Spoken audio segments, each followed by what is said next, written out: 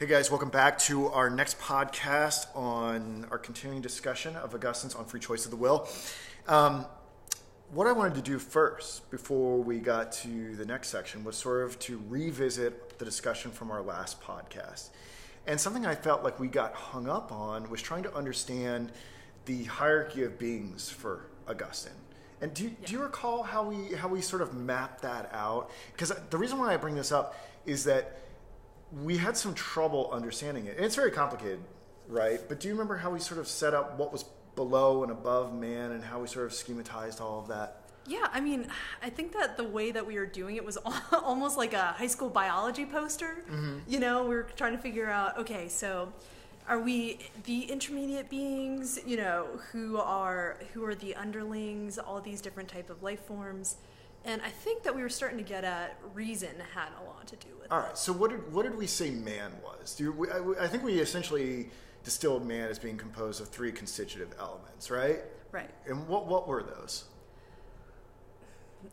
I'll say it. Oh, no. I'm putting you on the spot. Well, I mean, the thing is that we have, like, certain drives. So, like, you know, Augustine says that, you know, we need nourishment. Done. Well, that's part of, I would say that would be instinct or bodily right. So that's like, embodiment. well, like, although we're like life forms and, you know, and same as us, we need nourishment, we reproduce, and then we flourish. Okay, so I would say, I would put all that under embodiment. Right. Okay, so, and we've already mentioned reason, and then there was this third faculty that we thought was this sort of novel innovation of Augustine's, which was the will. Right. Right? And which I want to stipulate here that he doesn't mention that until chapter 11. So that's what we're going to finally get to today. Hopefully. Yeah, we will. Right. We will. But we talked about the will being this midpoint between the intellectual ability of reason and embodiment. And so this third faculty of the will could become a good will if it rose out of immediacy and sort of married itself with the rational faculty. And we'll talk about what it means to have a good will and freedom and all of that. But just on this like high school biology poster that Augustine presents to us, we talked about the things below man as like we thought of animals as men with the subtraction of reason. Right. But we sort of quarreled over this a little bit, if we could think about animals as being just will and embodiment. And I got to thinking about this a little bit, that we might be entitled to think of animals as will and embodiment if we think about maybe when an animal, because the trouble we had with that is like, how do we know they're just not merely operating on instinct? And I suppose I thought of how do you tease that out? Right. I suppose I thought about it as like when they have competing instincts, right? So like if there's like a meal to the right and a meal to the left, like which instincts are going to win out is ultimately going to be a result of the animal resolving to eat one of the meals first. So it's saying that the will can be directed towards one of those instincts. Or if the animal simultaneously wants to eat or go on a walk, it can decide which one of those it wants to do first. But it still may not be free in the sense that Augustine will talk about, because it's not baptized by reason yet. Right. It's not in the fullest sense, like free. It may have a certain sort of freedom to choose, but it hasn't really been completely disciplined as a result of reason or something. And could we say that it chooses one inordinate desire over another? Maybe we say that. So it can marry it to its different sort of inordinate desires. Maybe that's how we can get away with saying that animals are a composition of will and desire. And we talked about plants having some element of desires, yearning for sunlight, yearning for nourishment, atoms being inanimate, not life forms, not having these things. And we talked about above humans. We're going into hyperbiology. Yes, we did. That it would be possible to think of angels as being sort of eternally happy because they're not as embodied as human beings. Right. Because it would just be will and angelized intellect. Right. So they just have reason, mind, and you know. At will. But the thing that we sort of got hung up on with that, and I think we'll save that for another edition. We're going to have to just table that for this podcast. Right. Is that, do angels have free will since they don't have competing inordinate desires in the same way that humans do? Can angels sin? And generally we think no. Right. We'd like to think that. Generally we think of angels as being like holy automatons, things and like kind of God completely winds perfect. up and sets in motion and does his bidding. But that's complicated with the example of Lucifer. exactly who does the he kind of throws a whole wrench into that conceptualization for sure. So Lucifer has the capacity to will against God. So then the question is, where does his inordinate desire come from if he doesn't have a physical embodiment like us? But we'll deal with that at the end of the book. Right. But I wanted to. I felt like those concepts weren't totally clear at the end of our last thing, and I wanted to address that. Mm-hmm. I'm going to shut up now, and I'm going to I'm going to hand the reins over to you. So, what do you want to cover today? What are the big things you want to talk about? Because I hope it's about. By the way, I'm just going to interject. I hope you want to talk something about happiness. Oh yeah, I mean, you want to talk about that? Absolutely. So I think that one question. Let's tell them what we're covering in terms of chapters and stuff like that. Yeah, sure. We are going to start with chapter 10, and then we're just gonna close out book 1. Cool. Yep. Okay. So right. Let's go. Okay. Let's do it. So yeah, chapter 10 opens up with the question: Is inordinate desire more powerful than the mind? Which I think is definitely a good question. Where do you think that question comes from? Why is it why would we even consider it? What would be reason to think that inordinate desire might be more powerful than the faculty of reason? Well, I mean, it's because we see evil, right? I mean, we see it, we experience it, and we suffer it. So I think that, and especially I think it's pertinent for today when you turn on the news and with a 24-hour news cycle, sometimes all you see is just terrible things going on in the world. And that's it. So I don't think you have to turn on the news either. I think it's right at hand, too. You can see individuals just self-destructing all over the place because they're giving in to their inordinate desire. Right. So so my question would be, I think it's a relevant question because I think that it's easy to assume there's no escape to it, and you're just going to constantly be subjected to, experiencing and doing evil, Yeah.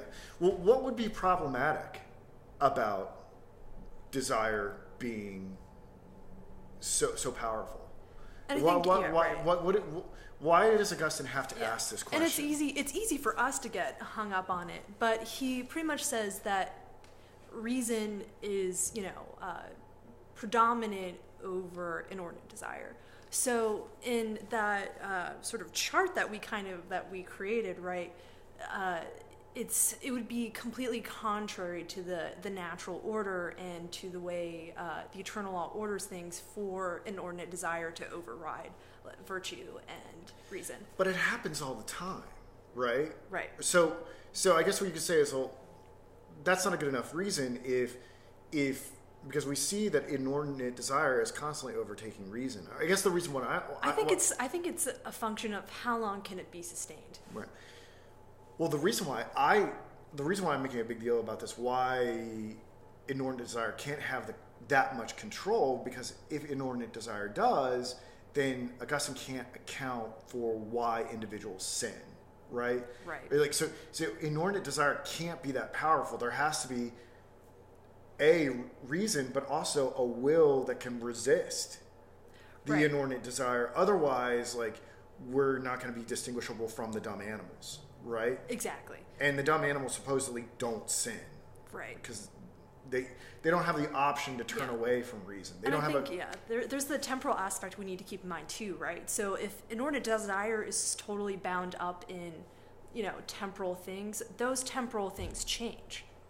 So, I mean, in my mind, it seems that, one act of sin cannot be entirely perpetual and ongoing, right? Because, I don't know, say if you're having an adulterous relationship, right? That relationship with that person isn't going to last forever. Because, either, the relationship falls apart or one of you dies, well, that's like that. That's interesting. We're getting at when we're talking about sin here with Augustine, and we're probably highlighting a difficulty in our own little conversation about it, is what is the stain of sin? Is the stain of our individual acts never expunged from our soul? Or do those get supplanted by new acts of sin by, sort of the inordinate desire? But let's go back to like the main thing about what I think is animating this question of Augustine is reason more powerful than sin. Was that the question was leading off chapter 11? Yeah. Mm-hmm. So where does he go from there in asking that question? Well, I mean, he pretty much just like says that the only thing that is above a rational, mind is God. So, I mean, if our minds and reason are, just a half step below God, then if it's in accordance with eternal law, then there's a perpetual element to it, and it has to, triumph over inordinate desire. Okay, so I guess the question is, what if it does, right? And this, I think, maybe is the question I want to get to about with happiness. Like, so what are, maybe we can think of sort of a grander narrative about why we want to bring our will in harmony with sort of the eternal rational law and how this sort of orders us. Yeah. I think something we really want to talk about today is how our ability to will reason and will the good and create a good will or whatever ultimately creates certain virtues of the mind or the soul or whatnot. Right. And what that exactly means. I'm kind of curious how you understand those things. Like, first of all, I think we should probably talk about what they are, right? Like, yeah, because he says that individuals who are able to get their will to release from the animality of their being and in accordance with reason are going to be. Do you recall this? They're going to be distinguished by four marks. It's the virtues that they kind of like feed back into each other, right? Right. So they're not really separable. They're all kind of lumped together, and it's kind of I pictured it more of like a cyclical thing, right? Mm. It's like from reason germinates the four virtues. So do you? I don't know if I can name them all off the top of my head. It's been a little bit. So what are the four virtues of a will that has been sort of disciplined by reason for Augustine? Okay, so we have temperance. Yeah. We have fortitude. Yeah. And we have justice, and we have prudence. Yeah. Yes. Okay, so maybe we should take a second there to. And I got to tell everybody. I'm not going to remember the order I said those in, but we'll. Temperance, prudence, fortitude, and justice, right? Right. And everybody should know that I don't prep you on any of this stuff. We we go into this just shoot off the cuff. I'm trying to remember, how does he define each of those? Do you recall what it means to be, or maybe we can help fill in some gaps. So like what it means to be someone who's characterized by temperance, justice, fortitude, and prudence. Yeah, I would say that prudence is a sort of wisdom, right? It's to sort of know what to gravitate towards, like what you should like draw your soul towards, like what's good for it, and then sort of what things to avoid. Fortitude it's pretty much the strength and I'm trying to like a Latin-y. Well, I think fortitude, right, is like you don't. You're not going to be as susceptible to the world of phenomena. Yeah. So basically, you are, for lack of a better word, impervious to the things that you can lose. Right. So things like wealth, fame, etc. Losing those won't bother you if you're a person of fortitude. Right. And then temperance is basically the ability to check any sort of wicked or evil desires to commit evil acts. Right. And then, justice is what... justice. Justice is just justice. It's so easy to define. Justice is just justice. That was like one of the hardest questions I remember in graduate school. People were like, so how do you define justice? And we were all like, grrr. And then someone was like, to give each their due? Yeah. And like, I'll just go with that. That sounds smart. Right. But I mean, essentially, I think we're going to think about justice as being sort of a rational application of the eternal law, right? And whatever... we have to put in certain data in order to figure that out. Yeah. But what's really interesting, right? So Augustine has given us these hallmarks of the soul of the person who has made their will good, has brought it in line with reason. He gives us almost like a blueprint, kind of. Yeah. You're gonna like a how-to guide, like If you see someone with how to have a well-ordered soul, right? If you can discern somebody who's got fortitude, temperance, prudence, and justice, chances are that they've internalized the eternal law, right? And the way that he sort of sets it up too is that they're all interconnected. Right. So something we talked about last week is like, why did that matter, right? Why? And I think we learn a little bit more about it in the close of book 1 here, like, because we were talking about, okay, what difference does it make? I can just use reason to prevent me from doing the behavior. Why does it matter if my internal house is in order or not? And he's going to say that these virtues do what? Yeah, I mean, they basically help you turn the will towards eternal law, which is essential to happiness. Yeah. So the more these virtues that you have, the happier you are. There's a positive correlation. How do you think of the subjective quality of that happiness? Because I know I don't think about happiness very much. Or really? I do all the time. Maybe I'm just a really happy person. Or I don't know. Or maybe I don't. I only really notice it in comparison to how many other people I talk to. It's like, I just want to be happy, or this thing would make me happy, or that would make me happy. To me, happiness is a process. Mm-hmm. Happiness is something that we make, and it's not like the ecstatic sort of childlike happiness we may have had a long time ago. Mm-hmm.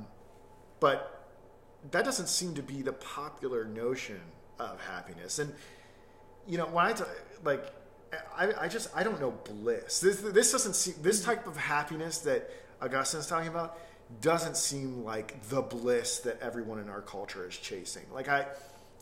People seem to be looking for bliss in intoxication. People seem to be looking for bliss in romantic pursuits. People seem to be looking for bliss in tropical getaways and vacations. I don't care about any of this stuff. Mm-hmm.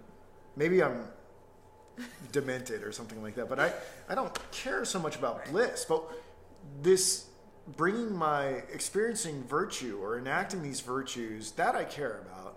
But it's it's a more subdued form of happiness. How do you think about the nature of that happiness? I think in a bizarre way, it seems more practical in a sense. Instead of chasing one objective thing, I think it's really just being a nice person, and being a good person. And I think that maybe not enough people take stock in being a good person first and then focusing on their own happiness. But for me, or maybe I'm just so brainwashed by this text, they seem really intertwined, just the everyday process of making yourself a better person, or at least trying to, and finding satisfaction in that. You've got to be in a strange position, because I don't think of you as being a lot younger than me, but you are, right? Well, a whippersnapper, maybe. Yeah, in full disclosure, I'm 36 and you're 22, right? I don't know if it's okay to tell people that. Totally fine. But I don't think of us as being different. I think about us as existing on the same intellectual plane. Right. But I would think that you're surrounded by a lot of people who are obsessed with this bliss concept. Oh yeah, especially you see it on social media, and you get just so overwhelmed, and it just washes over you, just constantly. Well, how do you manage it as being a young person, and you're dealing with Augustine who's saying, forget all that. You need to practice fortitude and temperance. This thing that honestly, must seem very old man-like. How do you, as a young woman, how do you sort through all that? I totally relate to this. Really? Yeah. Maybe I'm just I don't know, arcane or just a misanthrope or whatever. But I find solace in this, of saying, okay, there's actually another way that I can feel happy and satisfied where I'm at right now. Yeah. And just the thing is that we just live in such a consumerist culture and just consume. And just having something, I think, that kind of focuses more on the internal instead of the external, because you're always going to want something more, you're either going to want the newest, makeup palette, or the newest iPhone, or you can always have some sort of product that's newer and cooler that you're not going to have. You can always make more money. You can always have a more beautiful spouse. You can always have... Exactly. You can always upgrade things. So I think the fact that I like about this is that you get as much out of it as you put into it. So do you feel like the Augustine text gave voice to something you were already practicing? Do you feel like the Augustine text is shaping your perspective? Or where do you feel like I'm asking you to be sort of a representative of the youth culture. Yeah. How do you feel like a lot of people your age would connect to this text? Like, because Oh, to me it's pretty obvious, but I'm a strange person, and I mean, I'm an outlier in that regard. Were you thinking this way before you encountered Augustine, or did the Augustine kind of give you the vocabulary to express it? Like, where? Yeah, I think it kind of helped me sort of tease things out, and then there's sometimes too with these sort of texts you just get, overwhelmed by the wordiness and the fact that it just kind of boiled it down to just 4 virtues, and that's not to, completely like, package it or anything like that, or to sell it short, because this is a great text. I think that having, just sort of 4 ideals just to kind of reflect on, I think makes it a lot more digestible in a way. Do you, so the thing is that I mean, and we could probably do some sort of intellectual genealogy or with this or whatnot, is that Augustine's probably not drawing this idea of virtue and happiness out of thin air. He's likely getting this is a Greek concept. So you're probably initiated to these ideas to some degree because of probably your study of Aristotle too. Like, it became an idea that really dawned on me when I was teaching the Nicomachean ethics. Yeah, exactly. That's what I was going to bring up. Yeah. Mm-hmm. So I wouldn't be surprised if he's being heavily influenced by Aristotle on this and sort of a wider sort of philosophical theory known as virtue theory or whatever that's gained some traction in the past 25 years or so. People who, especially within modern Catholic circles, it seems like it's the most popular sort of ethical theory that virtue and happiness and meaning are all sort of bound up together. Yeah, I mean, we're sort of digressing ethics, a little bit. Yeah, I mean, I think ethics are just, becoming more prevalent, with like business stuff and like, I don't know, business cultures and stuff, I don't know. But it's definitely making kind of a comeback, which is cool. Yeah, totally. So, so we got hung up there a little bit, and I think it's a perfectly fine place to get hung up in because it's a huge idea that isn't talked about enough about how virtue and happiness are connected. It's kind of a shame that we have to announce something that should be so obvious. But so where does Augustine go from there? Gosh, well, I mean, he pretty much just says that the will. Okay, well, we finally get the will in this, which is nice because we got, I don't know what, almost halfway, more than halfway through book 1, and he finally mentions it. And the will is, the mechanism by which we can achieve happiness. And it's kind of with the eternal law will sort of deal out happiness or unhappiness based off of how you sort of turn your will. Yeah. See, I thought this was really fascinating because it's so cool. I really like this. Well, what I like about this move, well, so I like this idea that there are sort of like spiritual sort of laws that are sort of in place that like sort of constrain our character and whatnot. But what I thought was really interesting about this and how I threaded it into the lecture series is that this idea is really going to be picked up on by existentialist thinkers. Right. And it doesn't really matter what their faith commitments are. A lot of existentialist thinkers, both Christian, secular, vaguely spiritual, whatever, are going to be very much into this idea. Now, I don't know if they necessarily talk about there being sort of an eternal law, but there's this idea of existence exercising its constraints, and that certain sort of behavior is going to afflict us, so that if we don't behave virtuously, that there are existential reasons in the sense that our existence will be qualitatively worse if we don't will the good, if we don't will these virtues.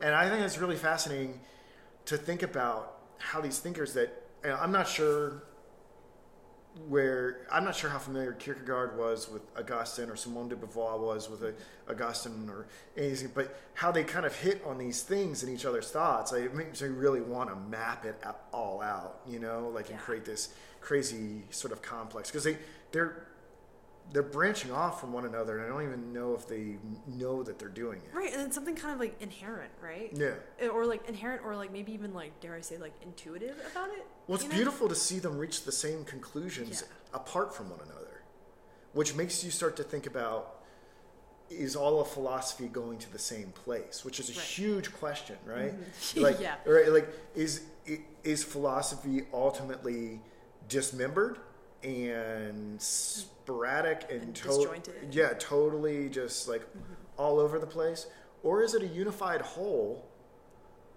Yeah, and I think that's such a difficult question to pose too, especially with philosophy, because there are people in so many camps, right? And people are so wedded to their camps. But there's sometimes too, yeah, I mean, if you really just think about it on a grand scale, you're like, wow, I mean, like, there are kind of a lot of unifying themes. Right, and then if you think about unifying Trends, themes, you know. if there are, then you can start talking about individuals going off course. And then maybe, and then you can start talking about imbuing the role that people who study philosophy, the importance of what they do. You start talking about like you and I, as individuals that are sort of torchbearers of philosophy, are correctives to perhaps it being errant, and then someone will correct us, and then ultimately there is some sort of intellectual moral imperative to keep philosophy pure because it has to sort of maintain its trajectory. But we are digressing. Right. I'm sure we're brushing up on 26 minutes, so I imagine there's a bunch of stuff you want to still cover. Yeah, I mean, what are the big things you still want to cover? Oh gosh, there's just like so much stuff. But I thought one thing that was really interesting was this idea of what happens when the sort of inordinate desire or excess desire kind of hijacks reason. Give me an example of that, because this is something I think I talked about this a little bit in my lecture series, and I think the way that I was sort of thinking about it was like there are moments where you can experience so much desire that it overwhelms. Yeah, it almost overrides it, right? And then what happens in those moments if there can be so much desire that overwhelms reason? Can we be said to sin because the desire was just so inordinate? Does it get to? And then that raises a lot of really interesting moral problems, like especially when you think about people like psychopaths or sociopaths, people who just may have malfunctioning inordinate desire and malfunctioning capacities for reason that one is so weak and the other is so strong. So I think we can see it like on the individual level. I'm trying to think if that would be possible. Do you think that would be possible for you and I now, that our desire could just get the best of us so much that we just have no choice but to get swept up in it? Like if our desire was a tornado, and try as we must to hold on to the chair and not go flying out the window, the desire is just going to suck us up and spit us out. Do you think that's possible for you? Do you think there's a desire that could overwhelm your reason so much? Man, I don't know. Do you think that's possible? I don't know. Like that's not necessarily my temperament, but I mean, I don't know. Maybe you're temperate? yeah, exactly. Gosh, I don't know. I mean, I just kind of think of like extreme examples. I thought about Macbeth and Frank Underwood from House of Cards. Go on. I haven't watched much of the show. Just that idea that something like power, right? It becomes something that is just all-consuming, right? And these people just turn into monsters. Do you think you could turn into a monster? I've asked myself that. Man, there are some days I wish I could. Do you think you could? Do you think? Like I think there's always that element, right, in human nature. What if we became really successful and we stopped, like Wolf of Wall Street. Yeah. What if we made a bunch of money off this and got really Madoff. successful? Yeah. And we could just do whatever we wanted. Would we still be virtuous people? I thought about that because I think about. Yeah, and actually, that's interesting that you brought that point up, because he actually says here in the text that don't blame the material objects themselves, blame how people use them. And he says in the text something to the effect of, remember, fire can heal and bread can poison. So it's not so much the, potentially the accumulation of material wealth, it's how you let that transform you. So that's why I thought that really resonated with me. All right, if I were to give you $1 billion and give you complete immunity from all terrestrial law, right, like, would you do anything Would you do anything quote unquote evil? What's really sad is I thought about debt. I thought about student debt, and I was like, I'd pay off, any school loans, and then any like school loans for my friends. So if I get $1 billion, you guys can like come hit me up. But it sounds like you're practicing virtue there. That's the thing.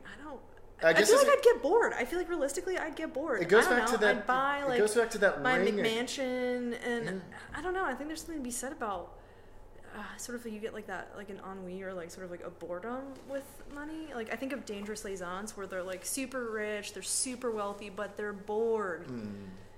But they're also kind of bad people. You know what I mean? Yeah, I see. So I've you know seen what I that. mean? Yeah. So that's the thing. Maybe I'd become a terrible person. Do you think you would? But I feel like I would just be bored and like a rich person. I think if I gave you $1 billion and gave you immunity to all laws, I still think you would just go and read books. Probably. I don't think I could corrupt you with immunity and money. Yeah, I don't know. It doesn't really motivate me that much. I don't know. Of course, I'm saying that now, but if someone was like, "Hey, here's $100," I'd be like, and just like run off. I don't know. It's interesting to think about. I think there's a lot of things that play with these. There's a lot of works of art and a lot of that play with these concepts. I think the Will Forte comedy Last Man on Earth. Have you? I haven't. No. Yeah. Well, essentially, money has no value, so you might as well have $1 billion, and he has no law, so he's essentially able to do the same things. Just run amok. Yeah, and they're like, there's that Flaming Lips song, the IAS song, What Would You Do With All That Power? It's interesting to know about the corruptive effects of it. Okay, so I don't know, but I think it raises an interesting question. If I could give you all those things, why can't I corrupt you? I don't know, super wedded to the eternal law or something. Well, I think there must be something, going back to the happiness. The happiness... You willing the eternal law must make you so happy and bestow a more subdued form of bliss that we may overlook, that it far outweighs anything you could gain by the corruption. Yeah, it actually might be a really powerful form of happiness. Yeah, because I think it brings like a much greater level of security, that you could ever imagine. We take it for granted. Yeah, I don't know. I was thinking about like Seneca and like a lot of like Stoic philosophers, and this idea that like through philosophy and sort of upright moral virtue, you are almost like a perfectly polished globe, and you are sort of become like sort of immune. Like misfortune cannot get a grip on you. Yeah. So that's kind of like what I think about it in that sense of you almost become impervious because things that would normally devastate your ordinary person, that just doesn't affect you as much. Yeah, dignity. Dignity is really powerful, and I think it speaks a lot to the power of virtuous activity. So going on from there, what was the next thing that you wanted to discuss? Oh gosh, let me just gotta think about this. Like, there's like just like so much floating around, and I actually one thing I did want to put you on the spot. Sure, fire away. I think it was chapter 16. I think when you said that his explanation of the temporal law wasn't as important. I had to disagree with that. Yeah, and you're gonna have to remind me because what was I kind of was just like, man, this is it's. I think if I recall correctly, I felt like it was just too mired in sort of the time period. I think where see, that's funny because that's exactly like the converse of that. Since I'm you're interested in that. I'm a history nerd. I think that. So we're jogging my memory, and I'll tell you why I thought it wasn't as essential. Yeah, it was to my basically he almost kind of like gave like a breakdown of these different, I guess you could say, like temporal things, and one of them was like your body, so like your health, keen senses, physical beauty, etc. And then your next one was your personal freedom, so the fact that you don't have a human master lording over you. And another one is I guess relationships based off of like obligation or need, so like friends, family. And then I think the final one was, no, the next one was like the state, which the state having like a parent role and conferring honors and accolades and etc. And then the final one was just property itself, what you have the right to maintain and sell.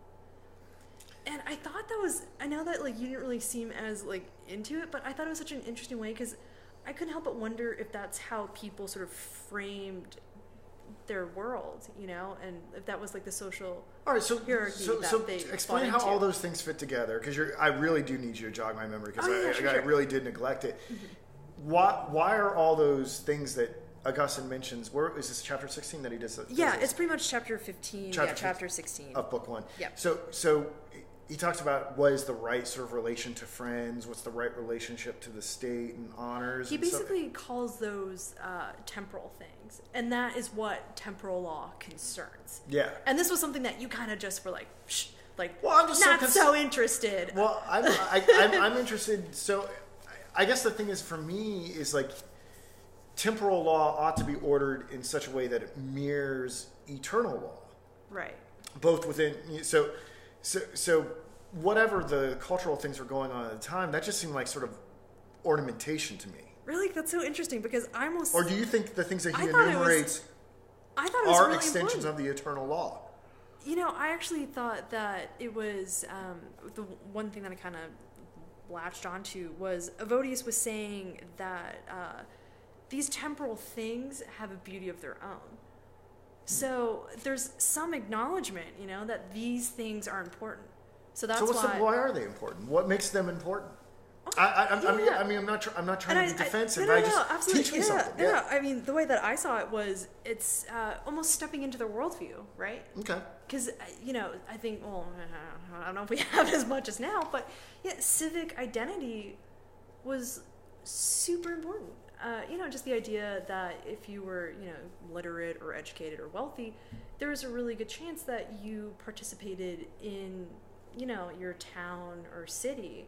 And that seems like pretty important in shaping worldview. For us, we are so globalized now, but if you kind of step back and think about it more from a localized standpoint. I don't disagree that that's important. Mm-hmm. I just, because what I'm trying to build with Noetic, I try to include everything that I think is philosophically important. I think that is definitely, right, from your classicist and historical perspective, historically significant and important. I guess what I'm trying to hear is, I want you to make the case to me that stuff is philosophically important. And that's what I struggled with that, because it seemed like to me that was the particularity of the time that like Augustine was sort of caught up in. So much so, like, if someone's listening to this podcast in the year 3000 and we make a musing about Donald Trump or something like that, that they can presumably 3000 the 3000 AD version of Luke and Jordan are being like, look, whatever they said in that podcast, here were the good things. Whatever they mused about Donald Trump, extraneous. So as we're looking back on Augustine and how he's musing on civic identity, I'm like, extraneous. Let's talk about the eternal law, because that's going to be the thing that endures. Right. That's how I saw it. But tell me if I've gone wrong there. Right. So I think that there's something to be said, and maybe I'm just too entrenched in like the Greco-Roman stuff, but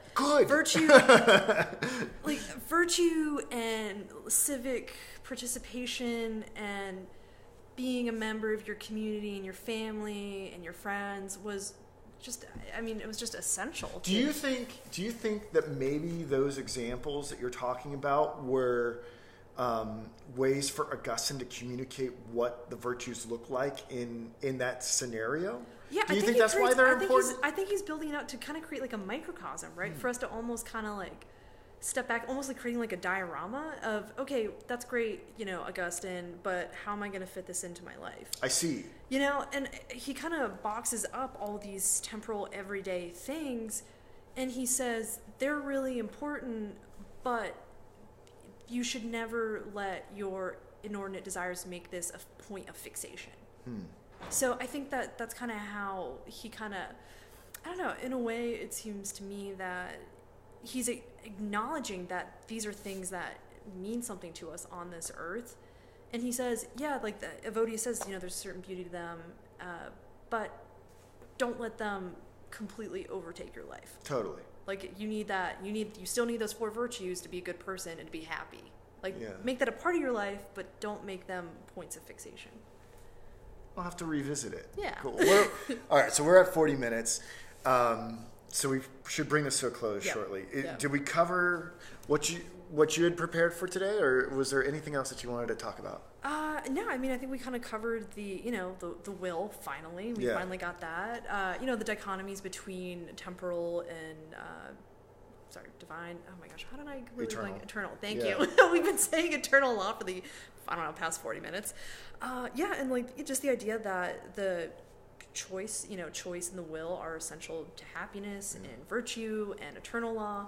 So we talked about a lot of stuff, but I think we hit all of our points. I think what was good about how we started off the conversation is how we signified the difference between how an animal may choose between inordinate desires and how that is a very different choice between how we choose to embody the eternal with our will. Right. So like there's going to be a qualitative difference between that type of choice. It's not just going to be choosing between apple and banana. Is going to be choosing between desire and properly ordered being. So I think that was a really good distinction that we brought out in this. All right, cool. I'm going to bring it to a close unless you have anything else. All right, next time, guys. All right. See you.